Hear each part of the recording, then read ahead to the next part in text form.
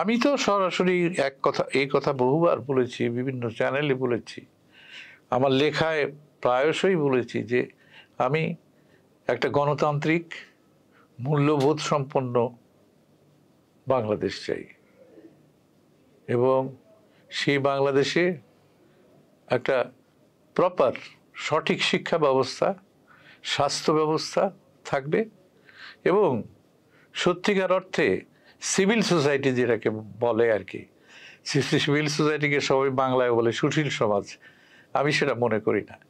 Civil society মানে হচ্ছে যে সমাজ, একটা সুস্থ সমাজ, এই সমাজের যারা সামাজিক, এই সমাজের যারা নাগরিক, যারা প্রতিনিধিত্বপূর্ণ আমাদের মূল্যবোধকে ধারণ করে, তারাই হচ্ছে সিভিল সোসাইটি। এবং তারা প্রয়োজনে সত্য কথা বলবে এবং সত্য কথা বলার সুযোগ তৈরি করবে এবং যখন যে প্রয়োজনটা সমাজের জন্য দরকার সেই প্রয়োজনে সে রুখে দাঁড়াবে, পাল্টা দাঁড়াবে। যেমন দুর্নীতি, আমাদের সমাজটা একটা দুর্নীতিপরায়ণ সমাজে পরিণত হয়েছে, সেটা বহুদিন ধরে।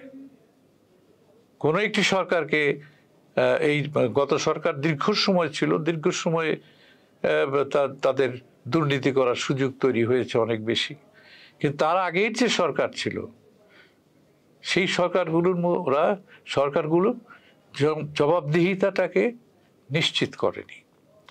জবাবদিহিতা নেই, গণতান্ত্রিক ব্যবস্থা নেই, যার ফলে খুব শর্টকাটে বড়লোক হওয়া, খুব শর্টকাটে পদোন্নতি পাওয়া, নিয়োগ বাণিজ্য একটা ভয়াবহ আকার ধারণ করেছিল।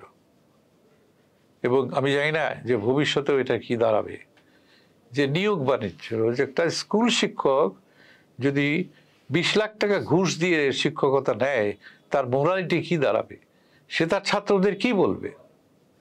তা আমি ওইরকম একটি সমাজ দেখতে চাই, ন্যায়পরায়ণ, সত্যবাদী এবং দুর্নীতি মুক্ত গণতান্ত্রিক সমাজ দেখতে চাই। কিন্তু তাতে অনেক ধরনের সংকট আছে, কারণ আমাদের রাজনীতি এবং রাজনৈতিক কর্মী তৈরি হয়নি। রাজনৈতিক কর্মীরা যে বাড়িতে গিয়ে মানুষকে বোঝাবে, মানুষের বিপদে গিয়ে পাশে দাঁড়াবে, যেটা কমিউনিস্ট পার্টি করতো এক সময়, সেরকম দাঁড়ায়নি। কমিউনিস্ট পার্টি শুধু না, সব পার্টি করত, কিন্তু সেইটা এখন আর নাই। এবং রাজনীতিবিদরা জনগণের উপর নির্ভরশীল নয়, তারা একটা বড় একটা পার্টি, একটা পুঁজিপতির কাছ থেকে টাকা নিল, চাঁদা নিল।